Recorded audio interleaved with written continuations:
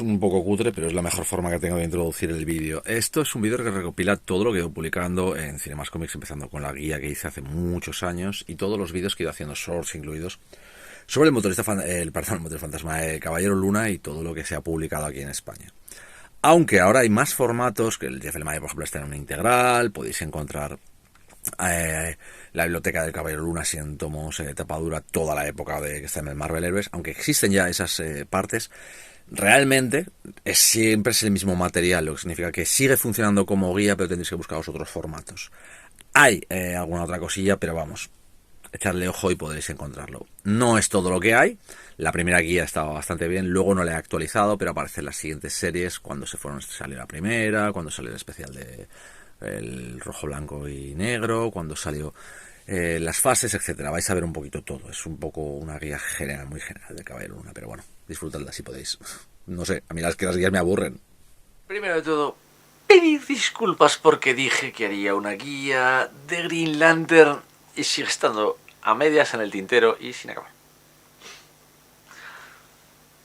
Es culpable. Al final va a acabar convirtiéndose esa guía de cómic en el meme del canal. Lo siento mucho, pero el tiempo me puede y ahora mismo he podido tener más tiempo para hacer algo más sencillo, que es una guía de lo que es, no voy a llamar una guía de lectura, sino una guía del Caballero Luna. Como ya sabéis, estas guías son lo que yo tengo del Caballero Luna, lo que se puede encontrar en Caballero Luna, dónde podéis entrar a leer y lo que es Caballero Luna. Bueno, Caballero Luna es una historia bastante sencilla. Yo creo que hemos hablado ya en el canal alguna vez del personaje, ¿vale? Un mercenario acaba convertido en el avatar de un dios egipcio de la venganza, de la justicia y de la protección de los viajeros, ¿vale? Un poquito hacia lo bestia, os lo digo.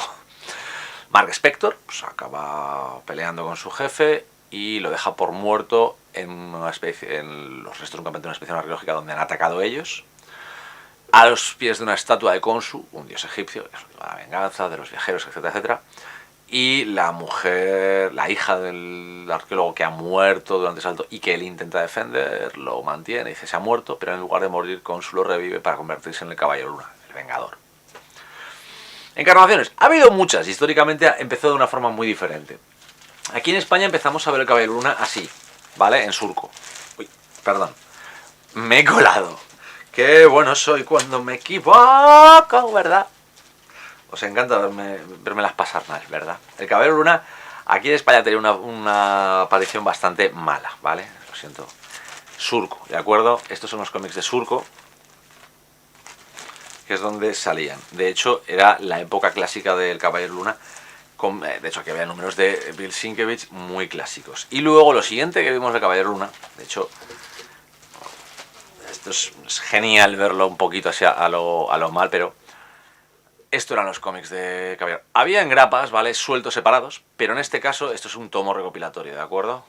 Es muy gracioso porque estas portadas no eran las oficiales del cómic, no hacían sus versiones. Aquí podéis ver, por ejemplo, la publicidad de Shang-Chi, Master of Kung Fu, wow, ediciones Surco.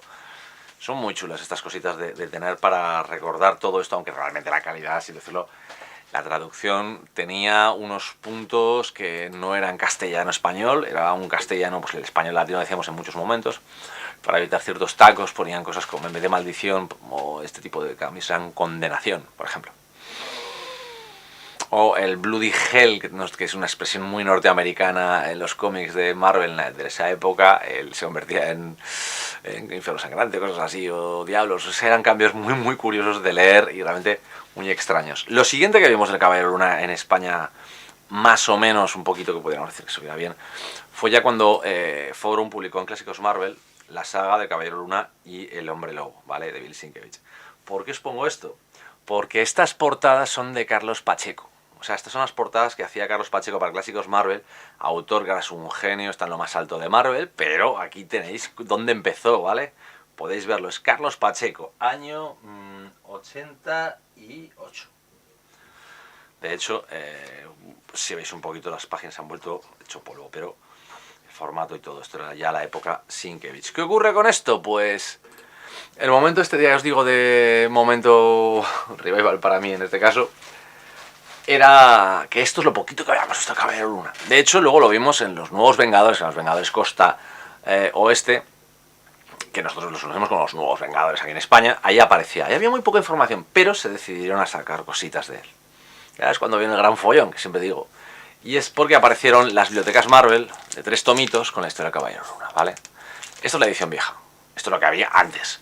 O sea, antes de esto no podías comprarte de alguna otra forma. De hecho, una curiosidad es que aquí podéis ver lo que es la... Voy a acercar para que lo veáis. La imagen inicial del Caballero Luna, ¿vale?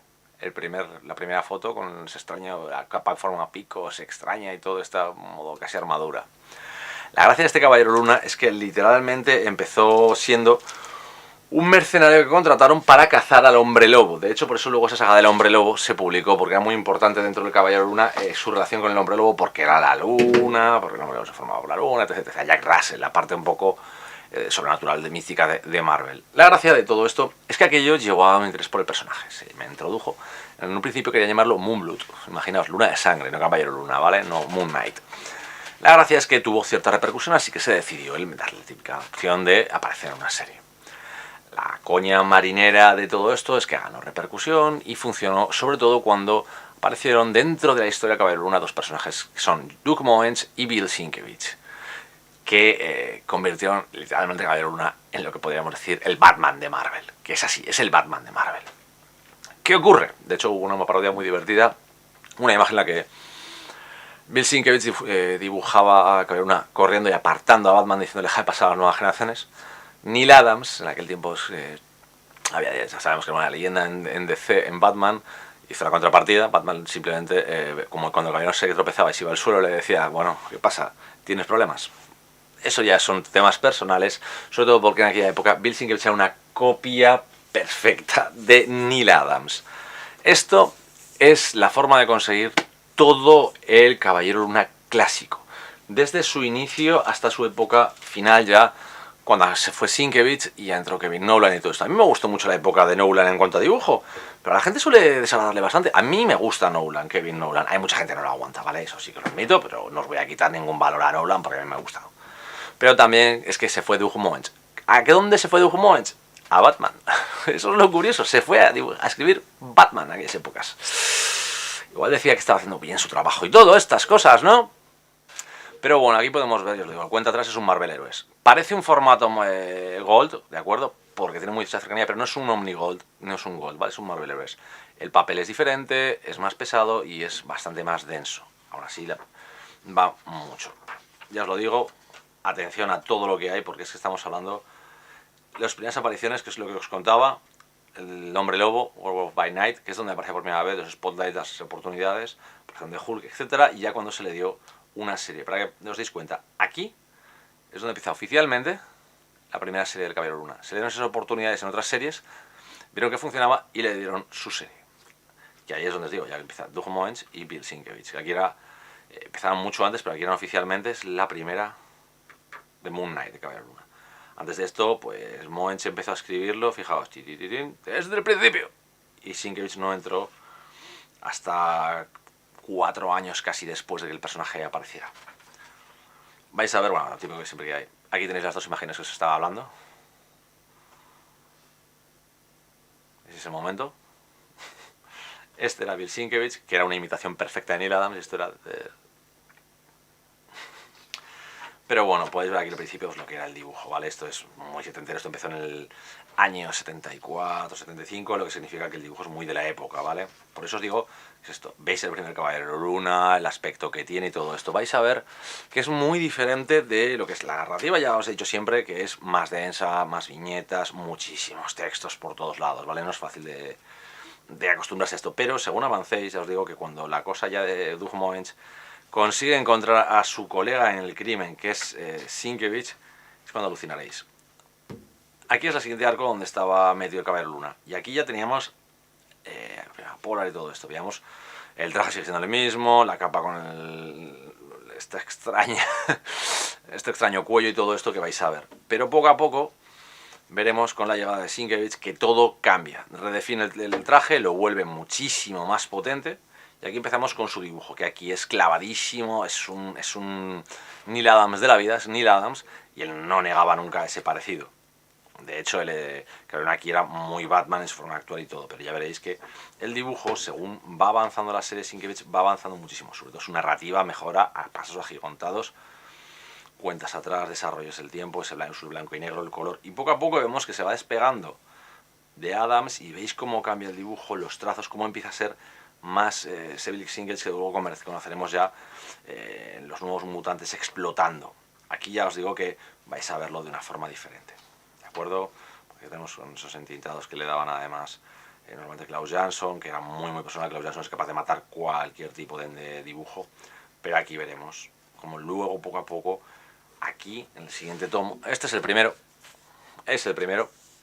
en el segundo vais a ver cómo literalmente ya lo que acaba la época Sienkiewicz explota completamente, y ya veréis, cuando explota Sienkiewicz es absolutamente ya brutal, cuando ya se transforma el Sienkiewicz maravilloso que acaba en los nuevos mutantes y que posteriormente evolucionó muchísimo más y cambió completamente ya a lo que fue pues en Electra Asesina, en Amor y Guerra, y a lo que fue hasta sus Straight Oysters.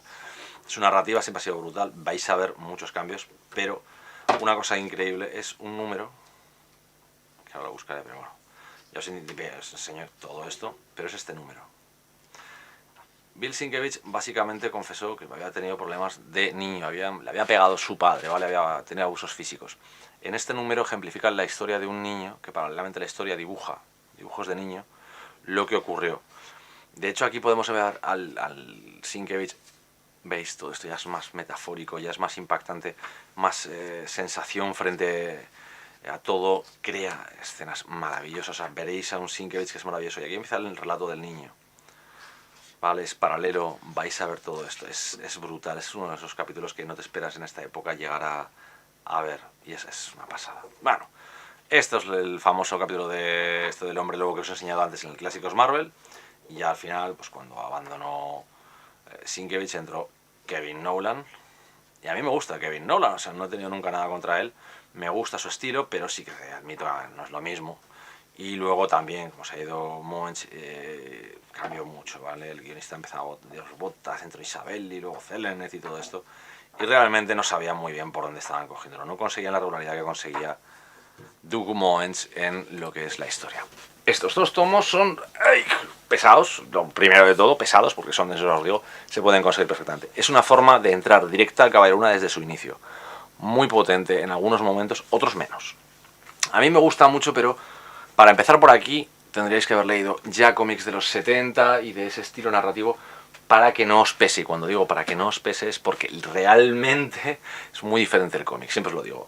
Siguiente época que tenemos es Caballero Luna puro y duro con Alan Zenet y Chris Warner al dibujo. Esta es ya noventera, literalmente es bastante más, no voy a decir, es más superheroica, pero le intentan convertir el misticismo. Aquí, en esta época, de repente le dan superpoderes, Khonshu le da superpoderes de fuerza y ciertas cosas por ser el puño de Khonshu, que es cuando se le empezó a llamar el puño de Khonshu, ¿vale?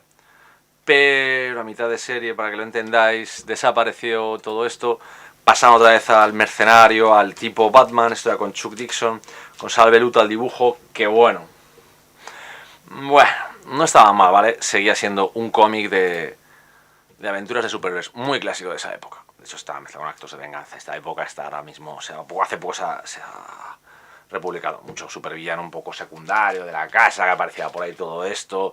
No había mucho de esto. Y la serie continuó por este punto. Aquí en España teníamos el Caballero Luna, ya era, el juicio de Caballero Luna ya era Mark Spector, Caballero Luna. Ya la decían así, está la nueva etapa. Que bueno, acabó por no vender mucho. Y ya veréis, esperad que esto es la gracia, esto es publicidad. Acabó por no vender y tuvieron que meter lo que llamaban el Marvel 2-in-1. ¿Qué era el Marvel 2-in-1? El Marvel 2-in-1 era cuando no vendía una serie, la unían con otra serie que no vendía, y a ver si juntos se juntaba el público que fuera parecido y se vendía más. Resultado, pasabas de un cómic de 150 pesetas de aquella época a 300, el doble de precio por más del doble de cómic, porque realmente doble de cómic sean 48 páginas y eran 64, metían siempre complementos, o sea, lo que significa que era triple de cómic. ¿Salía bien? Sí, si te molaban los dos. Si no te molaban los dos, estabas fastidiado. En mi caso salía perfecto porque yo seguía con Nick Furia y seguía el Caballero Luna. Para mi desgracia, como podéis suponer, esto no duró mucho. Y me acabaron quitando la serie Caballero Luna y de hecho la cerraron. Bueno, esto es uno de los anuales que se acaban. Otra de estas portadas que eran españolas, no eran norteamericanas originales. Y esto llevó, básicamente, esta serie, pues estaba muerta, ¿no? Vamos a decirlo de otra manera. Había muerto para Marvel, pero el caballero seguía por ahí rondando, en los Nuevos Vengadores aparecía y tal. Y llegó la época macabra. La serie funcionaba hasta que decidieron que Terry Cavanagh hiciera un cambio en la serie. Terry, casi todo lo que toca es un horror Cavanagh. Y decidió que el Caballero Luna de repente era descendiente de una raza de demonios, cuya sangre la hacía superior, bla, bla, bla, bla, bla, bla. Un horror de historia. Una cagada. Y este tomo es lo que se publicó en España de esa parte. No se publicó todo. De hecho, cuando llegabas a esto decías, pero ¿qué narices ha pasado? Y te tenían que explicar todo en el texto antes de empezar. Era un santo maravilloso horror. La serie era muy mala. Pero el dibujo venía de Stephen Platt, que en esta serie empezaba a dibujar, luego acabó en Profit, en Image, donde resultó ser un autor impactante nivel Rob Liefeld, para que lo entendáis. Extreme Studios, muy extremo todo el dibujo. Funcionar, a mí me funcionaba el dibujo, pero realmente es que la historia era tan mala. Esto es un formato, muchos veces me debéis quejarme de los formatos viejos de Forum, ¿vale? Mirad esto, ¿veis cómo está pegado? Los cuadernillos están pegados con una goma muy mala. Estos había que leerlos con mucho cuidado porque al final se acababan saliendo los cuadernillos, era un horror. Algunos tenías que acabar volviendo a pegarlos. Estos son los 90. Esto es el dibujo hiper exagerado con detalles, todos hiper musculados, momentos hiper exagerados de dibujo, con viñetas imposibles. A mí me encanta este tipo de dibujo deformante, pero seamos sinceros, en los 90 trajo algunas locuras. Aquí veías, por ejemplo, el tema de la Cruzada del Infinito que aparecía también aquí, las locuras de héroes y de villanos, Pero es que, para que lo entendáis, esto era malo, no. Lo siguiente, luego se fue Platt y la cosa aún empeoró. Pero es que es lo que es. Chan, chan. Dibujo espectacular, una historia malísima. ¿Por qué? Porque al final de esto, básicamente, se muere. Matan al Caballero Luna. ¿Por qué? Pues porque había que matarlo. Porque literalmente no vendía, porque era un personaje que tenían que hacer algo con él. No sabían qué hacer. Bueno, pues ahí se quedó. Decías de repente, no fastidies, se ha encargado el Caballero Luna. ¿Y qué hacemos? ¿Qué tal? Bueno, unos años después apareció esto. La resurrección del Caballero Luna. ¿A quién recurrieron? Que esto me encanta. A Doug Moench, el hombre que hizo una de la Edad de Oro, para mí la mejor época del Caballero Luna. Y llamaron a Tommy Lee Edwards. ¿Por qué me gusta este tomo? Primero, por el guionista es el guionista, pero sobre todo porque el dibujo de Edwards era muy diferente. A este tío lo habéis visto después haciendo cosas de Batman, haciendo cosas muy de novela negra. Tiene un estilo que le pegaba, que era brutal, salvaje, le enganchaba súper callejero al Caballero Luna, a todo, ¿vale? A mí me encanta, me parecía perfecto. Realmente lo habían hecho, lo habían clavado. Podían traer una serie nueva con el Caballero Luna y con Doug Moench, hacerlo muy bien. ¿Qué ocurre? No terminó de arrancar, no os engañéis. Otra curiosidad muy curiosa de esto es que aquí el señor Doug Moench se olvidó de todo lo que había hecho Terry, horrible guión, horrible persona, cabrito, me has jodido la vida, Cavanagh, y pasaba esto. De repente, simplemente, el Caballero Luna se levantaba y resucitaba de la mano de Khonshu como había hecho la primera vez. No había que explicar nada más, olvídate de aquella especie demoníaca que olvidaos. Esto, básicamente, era muy bueno, o sea, con esto, cogías esto y hacías... Bueno, pongo esto aquí encima, me olvido que ha ocurrido todo esto, y enganchamos directamente con mi época y que le den por saco a todo lo que ha hecho Cavanagh. ¿Por qué? Porque lo ha hecho mal, punto. Y era verdad, leches, que era verdad. O sea, que esto es malo, esto lo lees una vez y no lo vuelves a tocar en tu vida. Os lo digo en serio. O sea, con todo el cariño que tengo al personaje, me encanta. Servidor no ha leído más de una vez ese cómic, porque es que es horrible.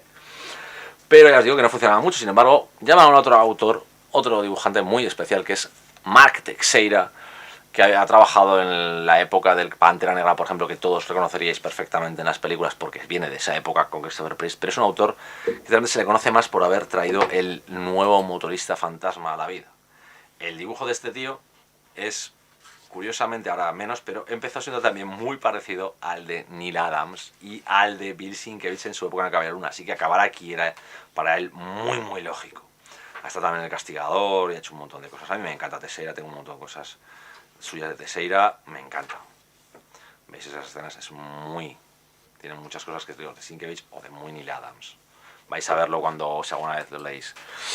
Bueno, todo este material que os voy enseñando, ahora viene el problema. Todo eso que os he enseñado no se ha reeditado. Así que básicamente es segunda mano y difícil de encontrar alguno de ellos. No todos, ¿eh? No os creáis que es algo que no vais a encontrar. ¿Difícil? Sí. ¿Imposible? No. ¿Vale? Algunos son difíciles, pero nada más. Yo os recomiendo de esto realmente los últimos tomos que os he enseñado están muy bien. La época inicial de Celenet, que es el primero que os he enseñado, tampoco está mal, pero el resto realmente, si os lo ponen muy caro, ni os acerquéis. O sea, si os lo dejan muy barato, sí. Si os lo ponen caro, no, porque no merece la pena. Realmente no es una buena época.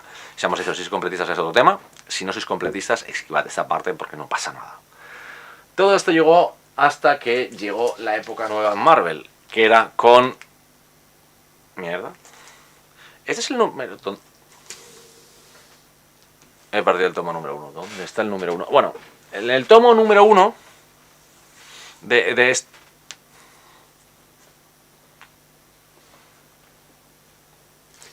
Lo tendré mezclado con algún tomo de lomo parecido.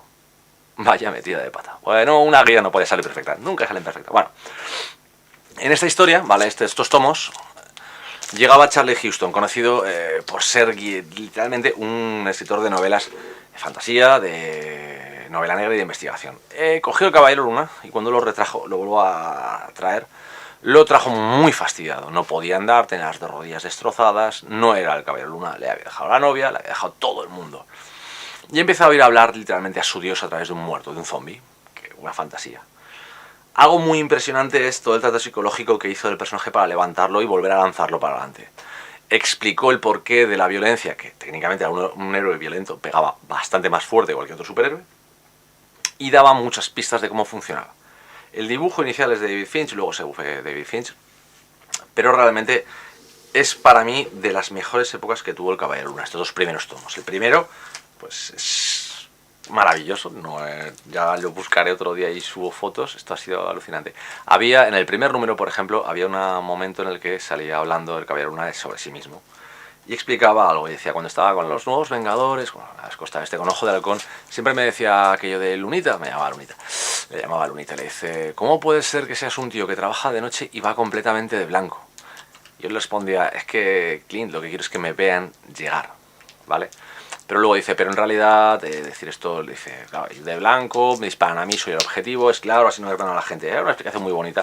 Pero luego ahí, el Caballero Luna, Spector, decía una cosa muy importante y es, además son los colores de mi sacerdocio.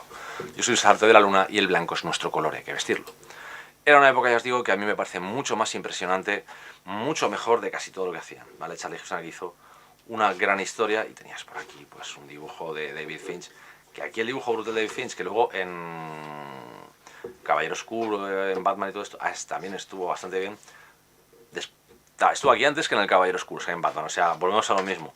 Muchos autores de Caballero Luna acaban en Batman, para que entendáis un poco la calidad de todo esto. Es muy brutal, muy oscuro, la narrativa de David Finch, ya os digo que no es ninguna maravilla, pero tenía grandes momentos, ¿vale? Es una historia muy psicológica a pesar de la violencia, a pesar de todo lo que hay, porque hay mucho, pero intentaba relanzar al personaje y funcionaba muy muy bien. Luego ya veremos otros autores, también Miko Suayan estuvo aquí, luego ya os digo que tuvo una buena serie de autores esta serie y funcionaba muy muy bien. Os digo que era un poquito más salvaje y brutal de lo que suelen ser las series Marvel. De hecho era una de estas series que rozaban el a la serie Max directamente. A mí me gustó mucho esta época. Pero claro, como todo lo bueno se acaba, ya lo sabéis, volvemos a otro gran título que en todos momentos hay que utilizar porque hay que utilizar. Y volvíamos a ver, chan chan chan, la muerte de Mark Spector. Bueno, básicamente mataban las personalidades del personaje y todo esto cambiaba. Por aquí también estuvo Mike Deodato Jr., para que lo sepáis. O sea, os estoy diciendo nombres de pedazo de dibujantes para que veáis qué nivel llevaba esta época del Caballero Luna. O sea, era brutal, era muy buena, pero con el tiempo, como se fue Charlie Huston y entró Benson, entraron algunos más, la serie empezó otra vez, como siempre le pasa desgraciadamente cuando no tiene un guionista fijo, el Caballero Luna empieza a agotar, a irse de varas, ya no saber controlar. Resultado de todo esto, la serie vuelve a temblar. Así que tuvieron que hacerle otro reboot, otro recauchutamiento. Que no me parece mal que recauchuten las series, vale, que es ley de vida que tengan que reiniciar, vale. Pero otra vez, tan prontito llegó, La venganza del caballero Luna. Chun, chun, chun. La serie en la que volvieron a reiniciar el personaje con una armadura tecnológica de la leche, siendo muy Batman, y introduciéndolo en lo que se llama, este es el primer tomo, cuando llegan con Greg Hurwitz, que a mí me gusta mucho, pero es que el dibujo es de Guillermo Peña. Otra maravilla, un tío que para mí es el que luego se puede convertir en el nuevo Mark Silvestri, que ahora mismo es genial. Ha estado en X-Force, está haciendo los 7 para la eternidad, ha estado en Vengadores, es muy bueno con Daniel Acuña. Teníamos a Guillermo Peña. ¿Y qué ocurría? Pues que era para la época de la Edad Heroica. Y aquí el Caballero Luna acabó literalmente dentro de los Vengadores Secretos del Capitán América, que no era el Capitán América, bueno, puedes verlo ahí, es Steve Rogers, que es en esta época. Aquí ya os digo, está Ten Watt, autor que luego acaba en las series de mutantes, y Juan José Ripper Español. También tuvo aquí su momento de trabajo con el Caballerito Luna. Pero mientras Lunita iba agotando de un lado para otro sin sentido, no sabían qué hacer con él, apareció un gran momento maravilloso en la serie de Daredevil. De repente Daredevil era poseído por el demonio, la bestia de la mano, que luego se convirtió en una bestia a niveles planetarios, cuando decían, bueno. Y llegaba la intervención de la venganza de Caballero Luna dentro de Tierra de Sombras. De hecho, de Tierra de Sombras solo hay parte, al final deja de serlo. Sienkiewicz participa haciendo un poquito de entintado. No es ninguna maravilla. También está ahora mismo perdido. Todo esto que os acabo de enseñar está perdido en la mano de Dios. Se pueden encontrar tomos por ahí segunda mano, se pueden comprar. Hay librerías que todavía tienen algunos números, no todos. Es difícil. Yo recomendaría siempre la etapa de Charlie Houston, pero es que no vais a encontrarla fácilmente. Así que volvemos a lo mismo.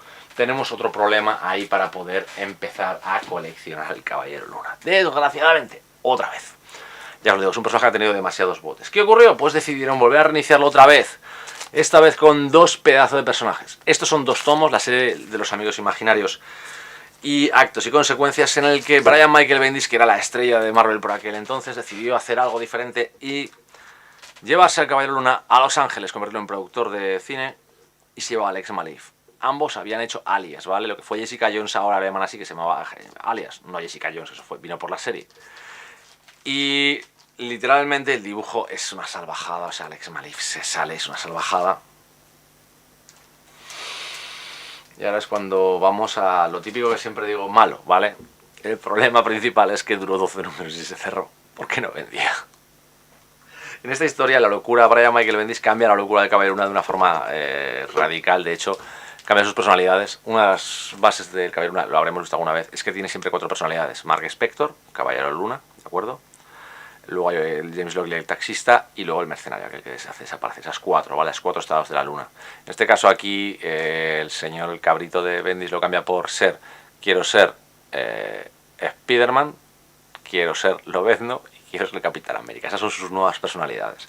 Un cambio brutal, genial, pero que se queda a medias. Y cuando vuelve a empezar la siguiente serie Caballero Luna, eso ya casi da igual, no importa y no tiene consecuencias. Y aquí volvemos a lo que para mí ha sido el último y uno de los mejores reinicios que ha tenido el Caballero Luna, que es como héroe pulp básico y duro. Warren Ellis creó una miniserie de 6 números que se englobó aquí en España, con Declan Shelby, un dibujo brutal, y con esto, literalmente, reinició al Caballero Luna. Le dio una nueva personalidad, que es el señor Luna, que es esta máscara que veis, porque todos conocemos el traje tradicional, ¿no? Pues el señor Luna cambiaba mucho. Este sí que quiero enseñaros, de algunos de estos os voy a enseñar, no de todos, porque no es necesario. Vais a ver que los 6 números tenían su propia forma de portada artística que me encantaba, y veíamos al señor Luna. ¿Qué es este señor? Básicamente un investigador privado con esta máscara y con la luna. Cada uno de los números es brutal en su desarrollo, en el concepto, en todo lo que hace. Warren Ellis hace historias, es una especie de, prácticamente es una antología de historias del Caballero Luna, sin relación normalmente entre ellas, que van cambiando cosas. Realmente hay algunas de estas que tienen un nivel a nivel de arte que me parece brutal. Esto básicamente es un homenaje a The Raid y subir piso por piso contra los enemigos que tocan. Como podéis ver, es bastante brutal. Aquí Warren Ellis y Shelby no pararon en ningún momento, pero ya os digo que esto es un homenaje puro y duro a The Raid y funciona genial. Muy recomendable, muy buena y descatalogada. Ya lo sé. Se puede encontrar de segunda mano, pero le suelen meter bastante precio porque está descatalogada y no sacaron muchos ejemplares. Panini tiene estas cosas. Esto está muy bien, fue continuado con otras miniseries de otros autores, se permitieron coger otros equipos, en este caso Brian Booth con Greg Smallwood. Esta es más política, realmente está bien, pero no es lo que hizo Warren Ellis. Luego vino Cullen Bunn, Atkins. Aquí literalmente estrenan traje nuevo de Caballero Luna así brutal. Es este traje, es el actual, ahora os lo pongo. ¿Veis? Con las partes negras del traje, ya no es totalmente blanco. Sigue estando el señor Luna. Sigue Cullen Bunn, yo creo que aquí sigue más la estela superheroica. Es una historia completa, cortita. Más lanzándose a todo lo que es la mitología egipcia para hablar de Khonsu y de Caballero Luna. Está bien, está bastante bien. Se puede conseguir, se puede leer independientemente, no pasa nada, ¿vale? Y ahora llega la siguiente serie, que es donde Jeff Lemire reinicia el Caballero Luna nuevamente.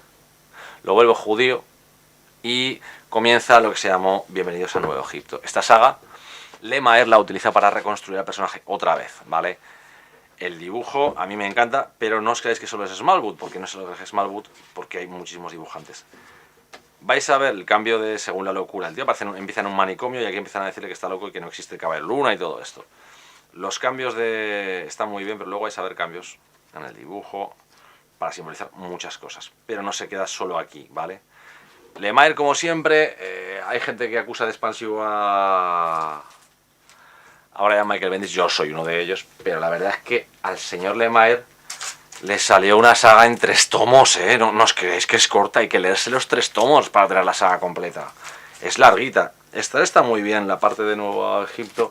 Sí que no me interesaba mucho el cambio a judío, pero da un fondo y una cosilla bastante chula. Luego vino la nueva época con Max Bemis, que es el último guionista que tenemos en Caballero Luna, antes de que la serie pase a lo que sea, que es esta saga, que es lo último. También se puede leer por separado, más o menos, aunque sería mejor que leáis antes la parte de Jeff Lemire. Y esto es todo lo que hay del Caballero Luna hasta el momento.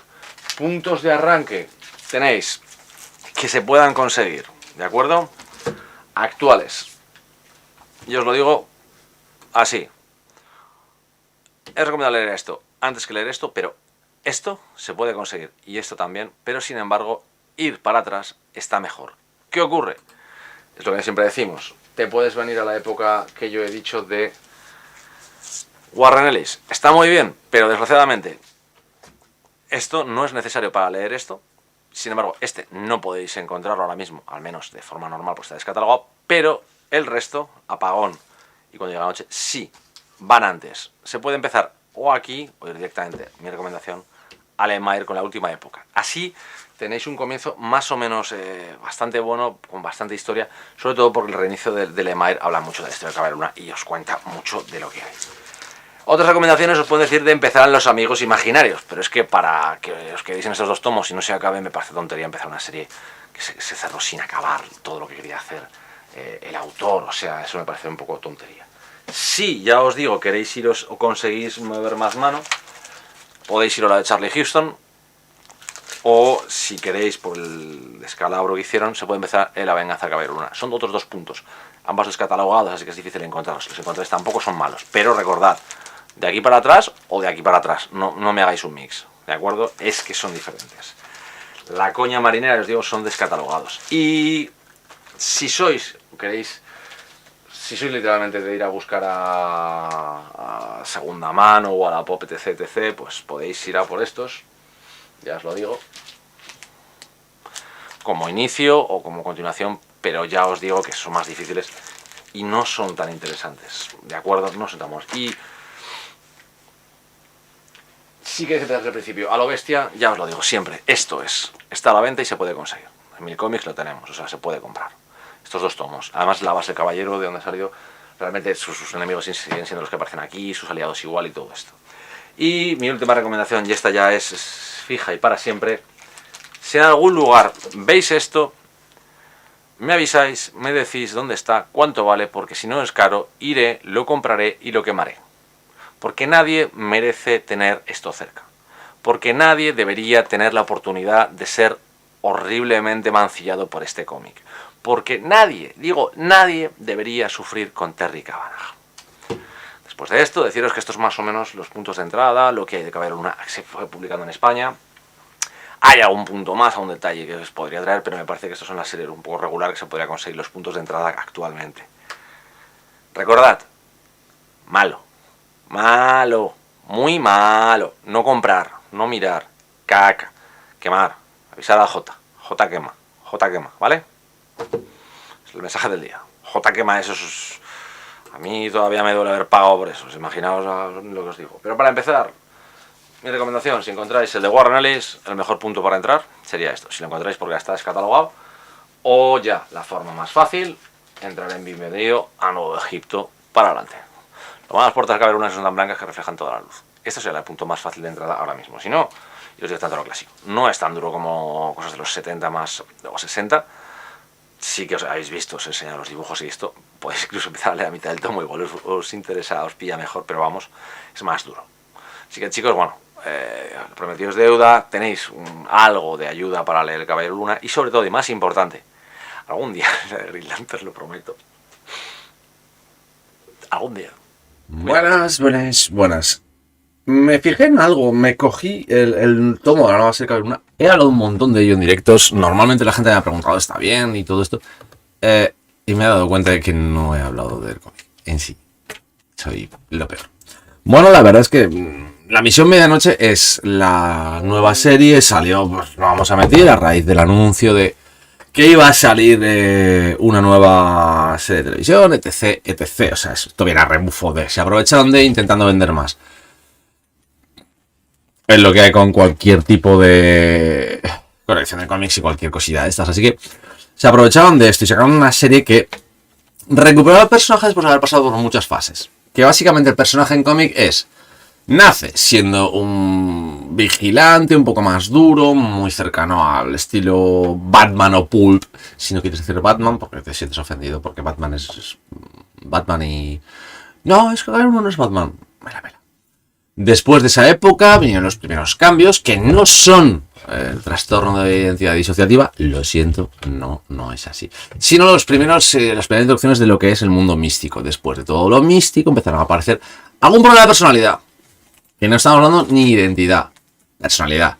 Después de esto llegó más místico, la cagaron, lo convirtieron en una especie de sangre de demonios, se lo cargaron y volvió a la vida. Ahí ya venía con los problemas el trastorno de identidad. Vino ahí, estamos hablando de muy avanzado en el personaje ya, o sea, no es al principio ni desde la creación, no os hagáis ilusiones con eso.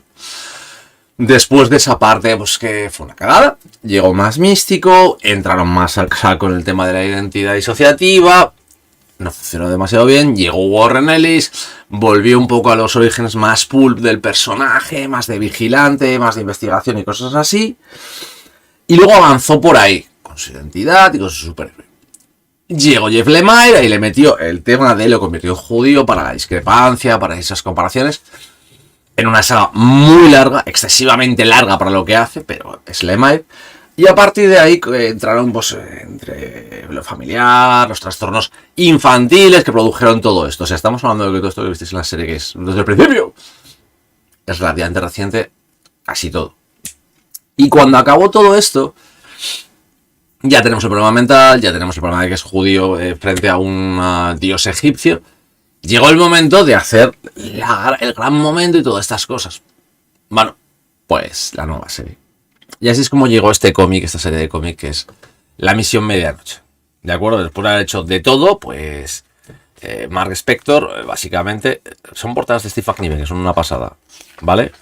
Está genial las portadas. Luego el interior es cuando ya os digo que muchos os vais a sentir decepcionados con el dibujo, porque no es el típico dibujo de cómic super norteamericano. Es un dibujante que yo había visto en algún otro lado. A mí me gusta para otras cosas, para aquí no me pega demasiado, pero es un dibujo lleno de mucha línea, con una influencia que yo diría que te llega del manga, o por lo menos diría de esa línea, ¿vale? Tiene sus cositas, la verdad es que el traje pues es el clásico, alguna modificación. Volvemos a que es muy clásico en todas composiciones de página, no hay grandes cosas. Es dinámico, está lleno de línea, toda la serie tiene mucha acción, hay algunas páginas bastante chulas, pero realmente os voy a decir algo que no es ninguna bomba en cuanto a dibujo, ¿eh? O sea, os lo digo en serio. aquí ya empiezan un poco, ya hablaremos ahora de todo esto, pero una de las cosas que siempre suelo decir es que el dibujo, pues, en ciertos momentos, para lo que sea, funciona. Aquí, mientras que me parece oscuro y me parece que está bien, la línea dinámica no le va mal, yo creo que podrían haber encontrado cosas bastante, un poco más potentes, más convertido en un héroe callejero, y tiene muy poquito de todo ese detalle. Es un dibujo muy limpio, quizás para esto, trazo. Es una línea, mucha línea, muy, os lo digo, cinético, pero le falta un poquito de esa suciedad que pueden darte a otros autores, ya os lo digo que. Pero fuera de todo eso, tiene cosillas que no están nada mal. Pero vamos, ya os digo que yo creo que podría haber sido bastante mejor. El dibujo podría haber mejorado cuando, por ejemplo, tienes la magnificación de ese pedazo de portadas. Quiero decir, tú ves, esto sí que es más parecido a lo que podríamos haber esperado del Caballero Luna en su nueva encarnación. Pero bueno, quiero decir que estas cosas son un poco ya a lo que toca. La historia, bueno, Misión de Medianoche es dibujo del guion de Jed MacKay, el dibujo de Capucho, no lo sé. Bueno, total, la historia es, después de todo el lío, todos estos problemas que tenemos de identidad, abre una misión, una especie de, yo que sé cómo decirlo, aquí en España pues hablaríamos de una iglesia que abre directamente, o una parroquia, para que vayan a pedirle ayuda, porque él es básicamente el puño de Khonshu. Esto viene después de la era de Khonshu de los Vengadores, que no recomiendo leer a nadie. ¿Por qué? Porque, lo siento, es una pata. Pero la resumo muy poquito. Khonshu, después de haber sido echado o no permitido entrar en su personaje o su avatar o lo que queráis dentro de los Vengadores, estos de la piedra que clavó Jason Aaron, se enfada y decide que quiere arreglar las cosas a su manera. Así que le dice a su puño: tienes que conseguir todos los objetos de esos Vengadores de la piedra. Pues el poder de Espíritu de Venganza, de Pantera Negra, el martillo de Thor y todas estas hostias. ¿Qué ocurre? Pues los roba, gana, porque es la polla. Básicamente hace un Batman en la Torre de Babel, consigue vencer a todos los Vengadores porque él sabe cómo hacerlo, se lleva los poderes, llega la nueva era de Khonshu, todo muy egipcio, y se va cuando le vencen y descubre que está mal, etc, etc, y Khonshu acaba encerrado. Ya está. Eso es toda la era de Khonshu. Y ya está. O sea, y seamos sinceros, es horrible, es penoso, pero oye, a la gente le encanta, no, porque ahora es la polla. No lo es. Y ya está. O sea, hacer eso es como, aparte de petarlo, de subirle el nivel, es estúpido, porque es un personaje que nunca ha encajado ahí. Pero bueno, como ya os he dicho, ha pasado por fases místicas, en este caso por decir una muy gorda.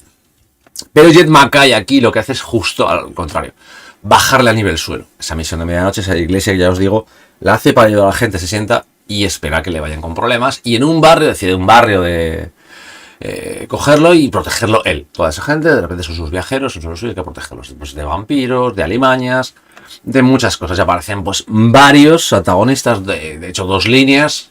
MacKay no es de estirarse ni hacer un año. En 6 números ya sabes las 2 líneas, ya sabes que es el enemigo, ya sabes para dónde va todo, ya conoces todo y funciona. ¿Qué ocurre? Hace algo muy importante, te reduce a 3 putas viñetas la era de Khonshu, te la explica, te la deja clavada y te dice: a tomar por culo, seguimos por esto. No me interesa nada de las tonterías que han hecho antes, o sea, tengo todo bien claro. Y lo más importante, esto tenéis seguro, en estos números existe la identidad disociativa, la tiene de hecho tiene una psiquiatra, y lo más importante es que tiene esas identidades identificadas y están. Vale, las tiene controladas, medicadas. Y empiezan a hablar de ese trastorno de identidad disociativa que volaron tanto en algún momento dado, sobre todo con Brian Michael Bendis, aquello que potenció tanto Charlie Huston, y lo cambia. Max Bemis ya, ni os cuento lo que eso. Y deja básicamente el personaje de Caballero Luna en lo más pretérito. Un vigilante, callejero, en el que existen cosas místicas y cosas relacionadas con todo eso. Más cercano a su época más o menos inicial. Es entretenido, es rápido, se lee muy bien y recupera lo que era. Ya os digo que merece la pena, mola si te gusta el Caballero Luna. Si esperáis encontrar de la serie, olvidaos completamente, porque no se parece en nada de nada. Si esperáis ver al de la era de Khonshu, lo mismo. Si esperáis ver al a las locuras de Jeff Lemire tampoco. Esto está más cerca, para que lo entendáis, de lo que podría ser de aquellos números que hizo Warren Ellis, Brian Wood y Cullen Bunn, aquella miniserie que reinició el Caballero Luna hace ya muchos años. Y un poco más de Monch y todo esto. Vuelve a lo clásico, es un personaje, es un vigilante, vigila el barrio, y la verdad es que mola. Ya os digo, el único problema que podéis tener, pues ese dibujo no es quizás el más adecuado para un personaje más callejero. Quiero decir, a ver, Batman ha tenido peores dibujantes y ha funcionado. En este caso, es quizás lo que yo digo que igual le habría interesado algo un poco más sucio. Es muy limpio, es un dibujo muy limpio y eso le parece algunos puntos. Sí que hay una cosa que me encanta, el hecho de que vuelven a no hacer la tontería de separar al señor Luna. Aquí, Mark Spector, el personaje que inició todo, que es el que nació, es el señor Luna y es el Caballero Luna. Sus personalidades van aparte de todo eso. O sea, volviendo a todo lo original, olvidándose de todo lo demás. Si no, es que es un puto caos de una locura. Sí que os puedo decir que algunas cosas que tampoco me han hecho excesiva ilusión. Me gusta Mackay, pero es muy conciso, es muy rápido. Y con todo ese tipo de cosas, normalmente aprovecha cosas que le gustan a los personajes. Ha añadido detalles, el hecho de que la duerme en un sarcófago egipcio, o que aparece la mística de la recreación, mete un poquito de mano más a lo que es el tema de Cons, la región. La verdad es que funciona bastante bien, es un buen cómic. Luego ya el tema del dibujo, ya os digo que eso es cosa vuestra.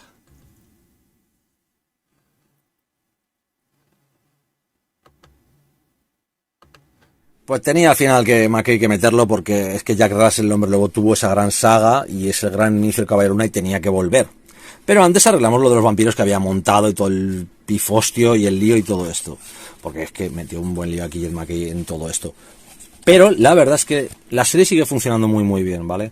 Con todo lo que es lo sobrenatural, encajando con el regreso de Marlene, con toda la discusión. Hay algo muy importante en este tomo, ¿de acuerdo? No es en realidad nada de la pelea contra los vampiros, ni nada del Zodíaco, ni nada de esto. El gran momento de esta, aparte de la misión Medianoche, tiene su papel espectacular, me encanta esa casa, tan cabrita, pero lo más importante de todo esto no es todo eso, ¿vale? No es todo el lío que estoy explicándoos. Todo lo importante es el regreso de ciertos idiotas. Y con eso me refiero a que estamos hablando de que volvemos a las múltiples personalidades de Spector. Funciona. Buenas. Mejor. Vamos a hablar de esto.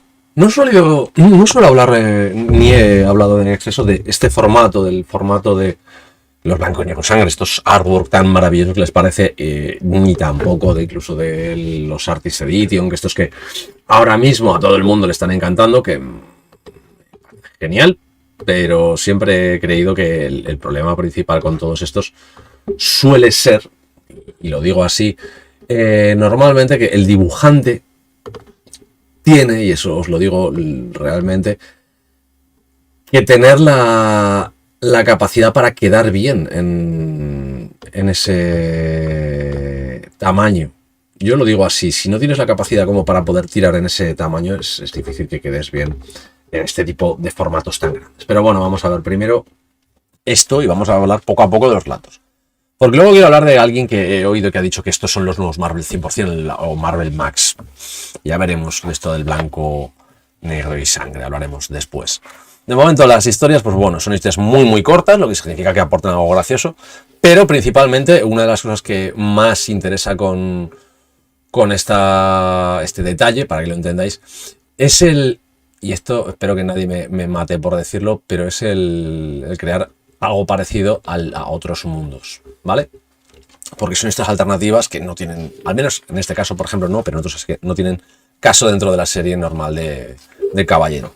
Primero que encontramos es a Chris Bachalo, que a mí Bachalo me encanta, y creo que sí que le va bien el tamaño, porque es un tío pues, con composiciones muy barrocas, muy llenas, muy exageradas, pero creo que sin color en algunos momentos no resulta tan potente, ¿vale? Y os lo digo con este color que tiene, vais a ver que es un poco más saturado por culpa de la cámara, que es necesidad que esté así.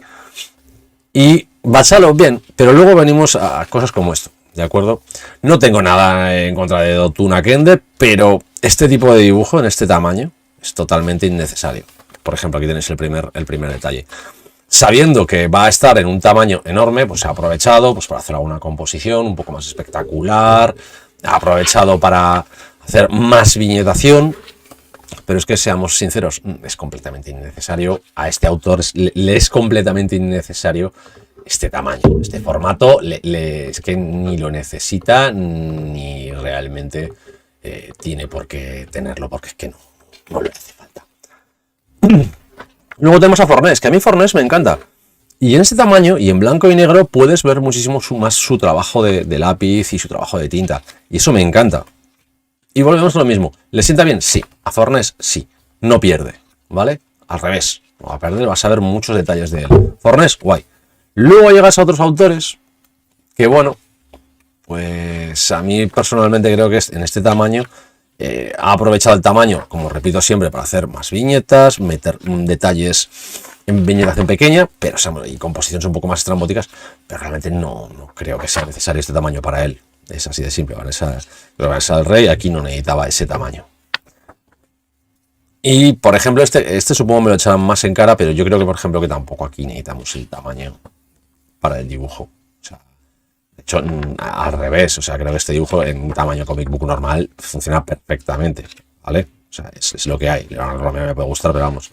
Volvemos a lo de siempre. Volvemos a autores como este que no necesitan este tamaño ni para impresionar ni para nada. Es que no impresionan más por el tamaño. Es así. Eso que a mí Patrick Zircher pues no me parece mal. Lo mismo, David López. David López en tamaño grande sí que gana en algunas cosas, pero realmente no es necesario. Aunque me encanta mucho todo el dinamismo que tiene, el tamaño no va a destruir su dibujo ni va a realzarlo. Al revés, me gusta mucho que quede en ese tamaño porque te permite ver su trazo más o menos fino, pero fuera de eso, no creo que sea necesario. Otro, ¿vale? Este es Gibril Morris, bla, bla, bla, un nombre larguísimo. Volvemos al mismo. Con este tamaño ha jugado con la viñetación, la composición. Es la razón real para cualquier dibujante este tamaño. El jugar con composiciones enormes, con esto. Pero es que si juegas una composición, esto tiene que ser espectacular. Quiero decir, esta composición, esta página, no gana nada en ese tamaño. Quiero decir, que podéis ver a David Rubin con el fuego o David Rubin con su Cosmic Detective, veréis que ese tamaño está muy, muy bien aprovechado y por eso tiene ese tamaño. Aquí el tamaño no está aprovechado en este dibujo, por ejemplo. Aquí sin nombrar algo, voy a decir algo que esto es de este siguiente dibujante italiano. Bueno, Rafael, este viene de lo que es la escuela de Bonelli. Este tío ha llenado todo, ha creado una composición complicada, ha llenado de detalles, ha dado mal, ha aprovechado todo, a lo bestia, a lo salvaje. A este tío le viene bien el tamaño grande, pero porque ha dibujado bien para ese tamaño. Otros pues no lo tienen. Fijaos, lo que os digo, que es que este tío lo hace bien. Luego te encuentras a otros que, con todo el cariño del mundo, el aprovechar para hacer una multiviñetación de este tipo, narrativamente queda divertido, pero vuelvo a lo de siempre, innecesario para esto. Es así, ¿eh? Es lo que digo siempre. Por eso muchas veces ves este tamaño. ¿Veis este, por ejemplo? A mí me gusta bastante todo lo que es el dibujo de Azaceta. Aquí aprovecha para hacer viñetas enormes que realzan su dibujo, sí, queda muy bien, pero no aportan nada. Por eso me meto mucho con estos tamaños y es que hay estéticas que no necesitan estos formatos tan grandes, no lo necesitan, es así de simple. Por mucho que nos empeñemos, yo tengo Artist Edition, tengo Artisan de ciertos autores y cuando dibujaban para tamaño pequeño y lo hacían en grande, eso quedaba muy bien, pero cuando de repente ya tu cómic va a ser, el cómic que se va a publicar va a ser casi tamaño tu hoja. Tu hoja típica de dibujo, pues en ese punto piensan diferente y la obra que se hace es diferente. Intentan convertirlo en algo, es que con este formato puedo jugar dices ya, pero es que no. O sea, si a Jim Collan le hubieran dejado este dibujo, cada página habría sido una monstruosidad preciosa y maravillosa, pero él tenía un tamaño comic book, le decían, va a publicarse así. Y el tío decía, vale, pues yo voy a dibujar así, pero voy a dibujar así para que así quede espectacular, y queda espectacular. Y podías publicar su página así, seguía siendo espectacular. No estoy muy a favor de los formatos enormes. De hecho, ejemplo tonto de comparativa, vale, este es el formato que han hecho de los tesoros Marvel. Este es el Capitán América de Steranko, que a mí Steranko pues, me encanta. Y vais a ver una curiosidad, que esto tengo que decirlo. Cuando conviertes una composición como las de Steranko que estaba pensado para Comic Book en algo grande, es realmente espectacular, ¿vale? Es un espectáculo ver todo esto. Es increíblemente grande, largo, o sea, estas... ¿Por qué? No estaba pensado para este tamaño, pero este tamaño le sienta bien. ¿Por qué? Porque es el detalle, es todo. Puedes verlo, es muy potente visualmente. Esta splash page es alucinante. Esto, sin estar pensado para este tamaño, funciona. Es una poco la comparativa que os puedo dar en cuanto a mi gusto por lo que es el tamaño, porque Steranko no pensó en hacer ese tamaño. Steranko pensaba en un comic book. De hecho, cuando lo agrandas te encuentras con todo lo que hizo, todos los detalles, todo lo que metió en tamaño grande para que luego en pequeño estuviera y funciona. Y luego viene ya la gran queja que tengo, que es que cuando leí lo de... Es que son los nuevos 100% los nuevos Max. No. Blanco, Negro y Sangre es una recopilación de historias cortitas que imitan, con todo el cariño del mundo, al Black and White de DC que hizo con Batman y que vuelve a hacerlo con Harley Quinn y todo esto. Son básicamente recopilación de historias cortas, alternativas en este caso que responden un poquito, pues hacer una historia corta de un mundo en el que el futuro caballero del tal. Bien, son chulos, algunos son muy divertidos, otros son bastante coñazo. Otros son literalmente una historia más del Caballero Luna, que no le quita valor ni le resta importancia, pero es una más, quiero decir. Es una historia de 8 páginas más que ni afecta. En el de Electra, por ejemplo, que lo tengo por ahí, llegaba al punto de que se han tomado parte de esas historias cortas para meterlas en su timeline normal, en lo que es su canon. Y dices, bueno, vale. Pero que me digan que esto es como el 100% o el Max, es irse muy lejos. Porque 100% o Max, por ejemplo, en el caso de Castigador era un mundo completamente aparte, en el que funcionaba todo como quería y con todo el cariño del mundo. Estos siguen siendo historias del Caballero Luna, clásicas, típicas y tópicas. Quiero decir, con esto, algo que luego ya me daréis palos. El de Dog Moment será bastante más adulto que esto. Es así de simple. ¿Por qué? Porque es que hay más sangre. Oh, hay sacrificios. Oh, no. Esto sigue siendo lo normal. Esto sigue siendo un cómic Marvel. Ya está. Cuando alguien me dice, es que los 100%, los Marvel Knights, el Max, todas esas líneas implicaban un público que no era el típico adolescente, pero adolescente buscaba algo más, ¿vale? Intentaban hacer, pues, un Vértigo, pero sin ser Vértigo, sin tener ese problema de querer ser algo diferente. Querían seguir siendo cómics Marvel. Resultado, eran cómics interesantes. Estaban muy bien, algunos eran muy buenos, otros eran más divertidos. Desde luego, lo de que fueran explícitos les daba un plus, que era el hecho de que podían hablar de personajes como Nick Furia o como el Castigador de forma abierta sin tener que tapar nada. Y tenían más importancia que esto. Esto es una cosa relativa. Todos los Blanco, Negro y Sangre son cosas muy chulas para conocer dibujantes, para ver desarrollos, para ver arte, así de simple. Importancia, poco o nada. Este especial no significa una mierda para el Caballero Luna. Y si cogen alguna historia y la meten en el canon, genial. Pero no va a tener la mínima importancia. Por eso cuando alguien hizo la comparación del 100% o del Max, me encontré con el momento a punto de decirle, digamos, lo dijo por red, estaba a punto de decirle, tronco, pues si lo dices así es que o no has leído nada de Max o no has leído nada de aquellos Marvel 100% o Marvel Knights, porque la idea no es la misma, ni se parece. O sea, cuando vimos por primera vez a aquel Castigador de Ennis, la idea de Ennis era hacer un cómic divertidísimo, ultraviolento, que tuviera una buena historia.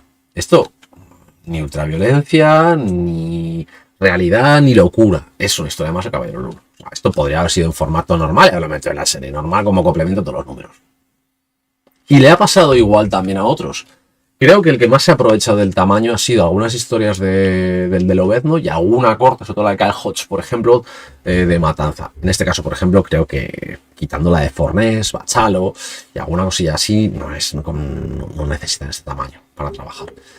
Y es un buen tomo, pero por lo que cuesta, yo creo que si eres fan de Caballero Luna y no quieres tener serie regular o una historia así corta, pues chico, tienes esto. Pero en ningún momento digas, no, es que en el canon, porque tengo el blanco y negro en el canon, el blanco y negro no es canon, ¿vale? Para que lo entiendas, los futuros, las opciones, todo esto que aparece, esto en la serie regular se la pena. Por lo tanto, no lo utilices como base, no me hagas como gente que me cogía. Es que en Universo X resulta que el Caballero Luna, eso no es canon, ¿vale? Es un Elseworlds, es otro universo, no sirve para nada. Igual que esto. Por eso os digo que son tomos, son majos, pero a mí no me terminan de convencer como idea por el precio que tienen. O sea, esto no es un Artisan, esto no es un Artis Edition, no es nada. Son historias cortas, algunas ya sobredimensionadas y ya está. Pues antes de la nueva serie del Caballero Luna tenemos que... Bueno, la nueva entrega tenemos que pasar por las fases del Caballero Luna. Es un libro de historias cortas, ¿vale?